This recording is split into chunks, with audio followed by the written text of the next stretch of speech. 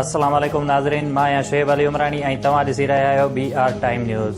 सभ खां पहिरियां शामिल कंदासीं हीअ रिपोर्ट। मार्च बि थींदो, इस्तीफ़ाऊं बि ईंदियूं ऐं हीअ हुकूमत बि घर वेंदी। नून लीग जी नाइब सदर मरियम नवाज़ चयो आहे त हुकूमत ॻाल्हियुनि लाइ मिंथू करे रही आहे, पर खेनि इनारो न मिलंदो। अपोज़िशन नेब जो ज़ुल्म बर्दाश्त करे छॾियो। हाणे हुकूमत जो वारो आहे। 2021 इलेक्शन जो साल आहे। सिलेक्शन जो बि ख़ात्मो थी वेंदो। पिन सिन ते हलंदड़ हुकूमत खे सभु घर भेड़ो थींदे ॾिसंदा। जल्द अख्तर मेंगल जीअं ॿिया इतिहादी बि छॾे वेंदा। सूबाई वज़ीर नासिर शाह चयो आहे त इमरान जो भार संदसि इतिहादी केतिरा ॾींहं खणी सघंदा। बिलावल भुट्टो जी बेइतमादीअ जी रिथ वारी ॻाल्हि PDM जे चार्टर ख़िलाफ़ न आहे। हुकूमत जल्द घर हली वेंदी। PTI का बि परॾेही फंडिंग नाहे वरिती। असांजी झोली साफ़ आहे। फंडिंग केस में असांखे फसाइण जी कोशिश कंदड़ पाण फासी पिया आहिनि। वज़ीर आज़म इमरान खान चयो आहे त इलेक्शन कमीशन में असांजो मौक़िफ़ दुरुस्त साबित थी चुको आहे। अपोज़िशन प्रोपेगंडा करे हक़ीक़तूं लिकाए नथी सघे। हैरत जी ॻाल्हि आहे त सरकारी ज़मीनुनि तां कब्ज़ो छॾाइण खे बि सियासी इंतकाम करार ॾिनो पियो वञे। वज़ीर आज़म पारां पार्टी तर्जुमाननि खे हुकूमती मौक़िफ़ खे भरपूर नमूने पेश करण जी हिदायत। वफ़ाक़ी वज़ीर शेख रशीद चयो आहे त नवाज़ शरीफ़ जो पासपोर्ट 16 फ़रवरीअ ते मुदे ख़ारिज थी वेंदो। वापसीअ ते केस एंट्री स्लिप ॾींदासीं। ब्रॉडशीट केस जी जांच कंदड़ कमेटीअ जे सरबराह खे तब्दील न कयो वेंदो। PP पार्लियामेंट तां इस्तीफ़ाऊं ॾेई सिंध हुकूमत न विञाईंदी। अॻूणे नेब chairman lieutenant general retired Syed Amjad जो बरतानवी अदालत में ॾिनल बयान साम्हूं अची वियो। सैयद अमजद पंहिंजे बयान में चयो आहे त ब्रॉडशीट पाकिस्तान मां लुटियल नाणो वापसि आणण लाइ कुझु न कयो ऐं नेब जे ॾिनल ॼाणी हद ख़िलाफ़ इस्तेमालु कंदी रही।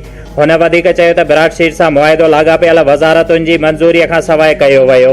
ब्रॉडशीट जी ऑफिस जे दौरे दौरान पाकिस्तानी वफ़द खे जाली ॼाण जे बुनियाद ते प्रेज़ेंटेशन ॾिनी वई। वज़ीर आज़म इमरान खान सां army chief general Qamar Javed Bajwa ऐं DGISI लेफ्टिनेंट जनरल सां मुलाक़ात। क़ौमी सलामतीअ समेत खिते जी सूरत हाल ते ॻाल्हियूं। ॿिन्ही अॻुवाननि में मुलाक़ात वज़ीर आज़म हाउस में थी। सिंध हुकूमत सेनेट चूंडूं ओपन बैलेट ज़रिए कराइण जी मुखालफ़त करे छॾी। सदारती रेफरेंस ते सुप्रीम कोर्ट में जवाब जमा कराईंदे सिंध हुकूमत चयो आहे त सदारती रेफरेंस सियासी मुसलिहत तहत दाख़िल कयो वियो। सुप्रीम कोर्ट खे सदारती रेफरेंस ते पंहिंजी राय ॾियण खां इनकार करणु घुर्जे। वफ़ाक़ी सरकार पारां खसारे में हलंदड़ 4 बिजली विराईंदड़ कंपनियुनि खे सूबनि हवाले करण जो फ़ैसिलो। हेस्को ऐं सेप्को खे सिंध, पेशावर ऐं ट्राइबल इलेक्ट्रिक कंपनियुनि खे KPA जे हवाले करण जी रिथा। पावर डिवीज़न सिफ़ारिशूं तयारु करे वरितियूं। फ़ैसिलो गॾियल मुफ़ादनि वारे काउंसिल कंदी। सिंध हुकूमत हेस्को ऐं सेप्को जा इंतज़ाम संभालण लाइ वफ़ाक़ी सरकार आॾो शर्त रखे छॾिया। वॾे वज़ीर मुराद अली शाह चयो आहे त खसारे में हलंदड़ हेस्को ऐं सेप्को जो इंतज़ाम 5 सालनि ताईं वफ़ाक़ी हुकूमत पारां सब्सिडी जारी रखण जी सूरत में संभालींदासीं। मां वज़ीर आज़म तोड़े कंहिं वज़ीर खे जवाबदार न आहियां। आइन तहत सिंध असेंबली आॾो जवाबदार आहियां। अली ज़ैदीअ वारे मामले ते न ॻाल्हाईंदुसि। इजलास जी वीडियो साम्हूं न आणींदुसि। वज़ीर आज़म इमरान खान पाकिस्तानी सफ़ीरनि खां 20 ॾींहनि अंदरि कारकर्दगी रिपोर्ट तलब करे वरिती। सफ़ीरनि लाइ फ्रेमवर्क तयारु करे परॾेही ऑफिस हवाले कयो वेंदो। ज़रियनि मूजिबि हर सफ़ीर 20 ॾींहनि खां पोइ रिपोर्ट वज़ीर आज़म खे उमाणींदो। फ्रेमवर्क तहत कमु न कंदड़ सफ़ीरनि खे तब्दील कयो वेंदो। सूबाई वज़ीर सईद गनीअ चयो आहे त 1 फ़रवरीअ खां समूरियत तइलीमी इदारा खोलिया वेंदा। SOPs ते हर सूरत में अमल करायो वेंदो। वफ़ाक़ी हुकूमत जा वज़ीर ॻाल्हियूं त वॾियूं कंदा आहिनि, पर अमली कमु संदन वस जी ॻाल्हि न आहे। हुकूमत जी नाअहलीअ सबबि स्टील मिल्स खे अरबे रुपयनि जो नुक़सानु पहुतो। PS 52 उमरकोट तां चूंडियल PP MPA अमीर हैदर शाह हलफ़ खणी वरितो। सिंध असेंबलीअ में PTI पारां नामज़द अपोज़िशन लीडर हलीम आदिल शेख जी MQM बि हिमायत करे छॾी। दरख़्वास्त स्पीकर वटि जमा कराई वई। सिंध असेंबली इजलास अणॼातल मुदे ताईं मुलतवी। सिंध हुकूमत पारां कोरोना जी वैक्सीन पाण ख़रीद करण जो फ़ैसिलो। वैक्सीन ख़रीद करण लाइ वफ़ाक़ी हुकूमत खां इजाज़त घुरी वरिती। वॾे वज़ीर मुराद अली शाह चयो आहे त कोरोना जी वैक्सीन ख़रीद करण लाइ तयारु आहियूं। इजाज़त ॾियण लाइ वज़ीर आज़म खे ख़त लिखियो आहे। मामूली तलक कलामीअ तां वॾे भाउ नंढे भाउ खे क़तल करे छॾियो। वाक़ियो नारंग मंडीअ जे ॻोठ माता सूजा में मेन रोड ते पंचरनि जे दुकान ते पेश आयो।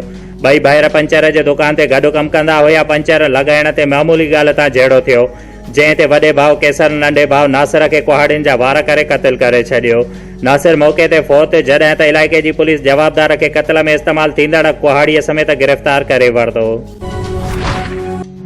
प्रेम यूनियन नवाबशाह जे मज़दूरनि पारां रेलवे पुलिस जे ASI अरशद नवाज़ ख़िलाफ़ रेलवे स्टेशन नवाबशाह ते अली मुराद ज़रदारी, हादी बख्श ऐं ॿियनि जी अॻुवाणीअ में एहतिजाजी मुज़ाहिरो कंदे चयो त रेलवे पुलिस जे ASI असांजे मज़दूर मोहम्मद नवाज़ खे रेलवे जो काठ ऐं सरियो न ॾियण तां सख़्त तशदुद जो निशानो बणाए सिविल कपड़नि में गिरफ़्तार करे लाकअप करे छॾियो आहे, जंहिं जे तशदुद सबबि ॻणती जोगी हालत आहे। हुननि चयो आहे त ASI अरशद नवाज़ ख़िलाफ़ कार्रवाई करे असांजे मज़दूर खे आज़ादु कयो वञे, न त ॿी सूरत में एहतिजाजी तहरीक हलाई वेंदी। ऑल पाकिस्तान वापडा हाइड्रो इलेक्ट्रिक वर्कर्स यूनियन जे मरकज़ी सॾ ते ऑल पाकिस्तान वापडा hydro electric workers union Nawabshah जे मुलाज़मनि पारां वापडा जे निजकारीअ वारे फ़ैसिले ख़िलाफ़ शेर मोहम्मद निज़ामाणी, सरवर लाशारी, अनवर हुसैन चांडियो ऐं ॿियनि जी अॻुवाणीअ में ओल्ड पावर हाउस पुराणे नवाबशाह खां हिकु रैली कढी वई, जेका शहर जे मुख़्तलिफ़ हंधनि तां थींदी नवाबशाह प्रेस क्लब पहुती, जिते उन्हनि सख़्त नारेबाज़ी कई। उन मौक़े ते उन्हनि जो चवणु हुयो त वापडा जे निजकारीअ वारे फ़ैसिले खे जल्द खां जल्द वापसि वरितो वञे ऐं ॾिहाड़ीअ ते कचनि मुलाज़मनि खे पको कयो वञे ऐं सनकोटा जी भर्तियुनि तां पिणु पाबंदी हटाई वञे ऐं जेकॾहिं हुकूमत सपोर्ट करणु बंदि कयो त असां एहतिजाज जो दाइरो वधाए छॾींदासीं। गिपचाणी वाया जाम साहब रोड ते सिम नाले जी पुल ते क्रॉस करण दौरान NKB कंपनीअ जो डंपर सिम नाले में किरी पियो ऐं वॾो धमाको थियो। धमाके सबबि भर पासे जा ॻोठाणा ऐं गिपचाणी पुलिस वाक़े वारे हंधि पहुती, जॾहिं त डंपर ड्राइवर कोयटा जो रहवासी अब्दुल मनान पुट सैयद नूर मोहम्मद दबिजी फ़ौत थी वियो।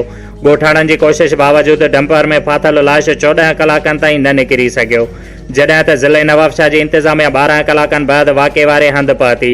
ॿिए तरफ़ ड्राइवर जो लाश 18 कलाकनि बैदि कढियो वियो ऐं NKB कंपनीअ वारनि लाश खे वारसनि ॾांहुं रवानो करे छॾियो। काज़ी अहमद पुलिस जी कामयाब कार्रवाई। SHO काज़ी अहमद हुसैन अली खरल गश्त दौरान हिकु मशकूक ट्रक खे रोके उन जी तलाशी वरिती। तलाशीअ में वॾे मिक़दार में पाबंदी पियल गुटके में इस्तेमाल थींदड़ सोपारियूं बरामद करे जवाबदार खे गिरफ़्तार करे वरितो। नौशर फिरोज़ कंडियारो में 3 ॾींहं अॻु ज़मीन जे तनाज़े ते मरी ऐं खसकेली बिरादरीअ जे झेड़े में 3 ॼणा फ़ौत थी चुका हुया। अॼु हिकु वधीक कलंदर बख़्श उर्फ़ कलंदरू ज़ख़्म जा सूर न सहंदे दम धणी हवाले कयो। साबिक़ MPA रईस मल्हार ख़ान राजपर जी धीउ ऐं एडिशनल सेक्रेटरी सिंध गवर्नमेंट इम्तियाज़ अली राजपर जी भेण हिन फ़ानी दुनिया मां रज़ाइलाईअ सां इंतकाल करे वई।